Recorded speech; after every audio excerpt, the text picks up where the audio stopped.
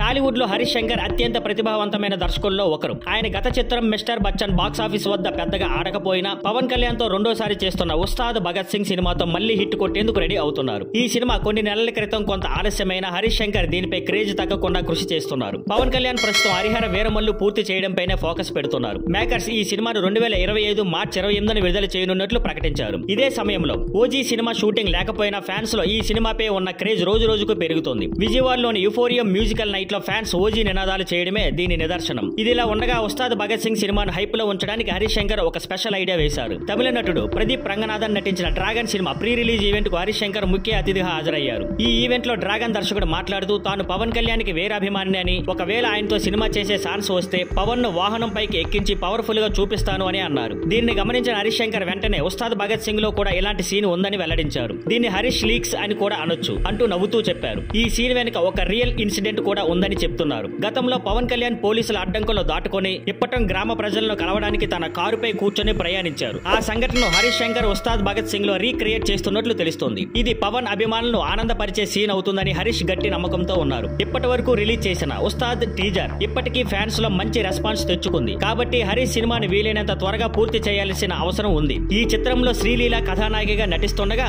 మైత్రి movie makers నిర్మాణ బాధ్యతలు తీసుకుంటున్నారు. అందరూ పవన్ కళ్యాణ్ షూటింగ్ షెడ్యూల్ కేటాయిస్తారని ఆశిస్తూ ఎదురు చూస్తున్నారు. Thank you for watching. Please like, share and subscribe.